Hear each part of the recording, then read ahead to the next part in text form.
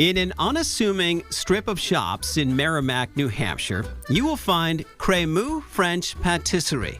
Take one step inside and you will be transported to France. And lucky you, your taste buds can come too.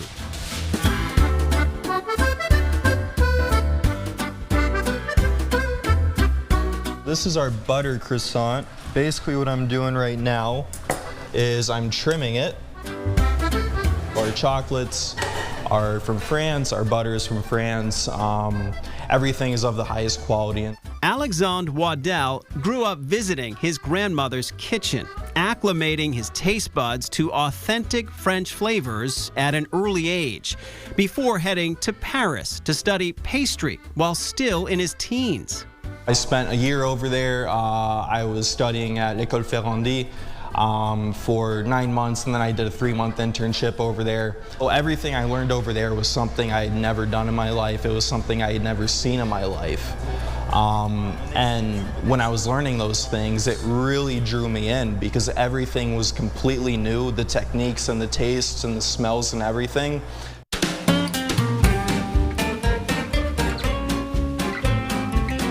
Back in the States, at the age of 19, he opened up his own French bakery in a pandemic and started creating and sharing authentic French pastries with Granite Staters.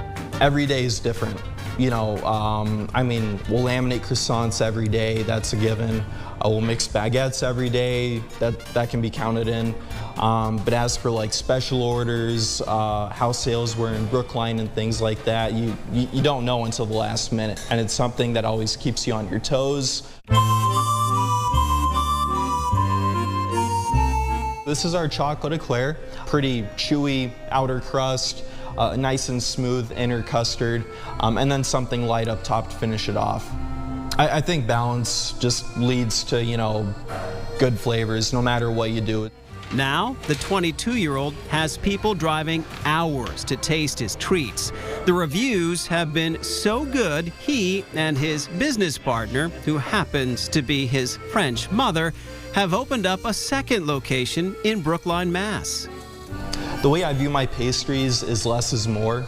I want something that's sleek and it puts the main ingredient on the pedestal, basically.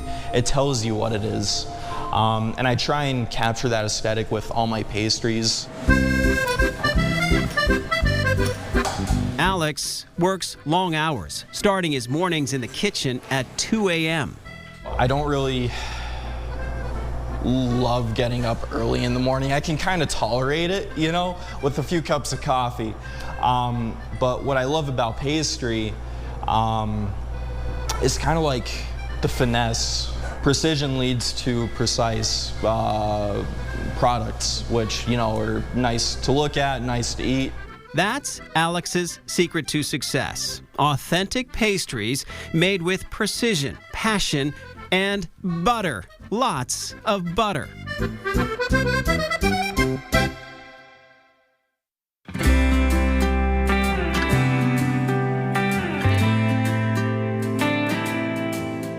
In Somersworth, the sweet smell of chocolate often escapes W.M. Poole Confections, beckoning visitors into the whimsical yet sophisticated shop on High Street.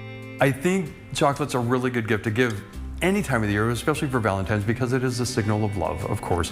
But just the presentation factor, in the truffle itself, or in the box itself, or in the bag with a little ribbon on it, a little bit goes a long way with this. And it's something that is self-indulgent. You can enjoy it, but you can also give it to someone else. William Poole has been dipping, painting, and creating in chocolate for decades. I've been in the chocolate industry now for about 25 years. I love the look on people's faces when they try my stuff for the first time, or for the second time, or for the third time. This flavor master is always coming up with new ways to wow the palate and tap into customers' rich memories. I come up with 6 new truffle flavors every year right after our Christmas break. And I've got hopefully 6 new ones this year that will just astound people. I love bringing that nostalgia forward so that they can see what people work with and have worked with in the past, and I continue to work with antique chocolate molds. This is one of our Valentine's special. It's a 1 pound solid chocolate box, right? Heart-shaped, of course, it's classic, but it contains 2 each of the truffles that I make, and I'm gonna run you through these really quick.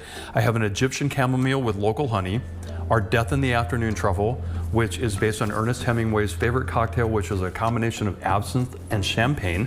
We use a little local honey and a little orange just to buffer that down a little bit.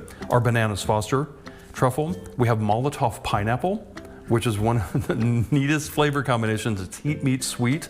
We have coffee or espresso with lemon, and I have my hazelnut and almond truffle. This small batch chocolate company holds quality over quantity and is sure to elevate your sweets experience. I don't want to be stagnant about anything that I do. So again, we bring in new truffles. We introduce new flavors all the time. I'm changing up the bars that we do so that there's always something to look forward to when you come in.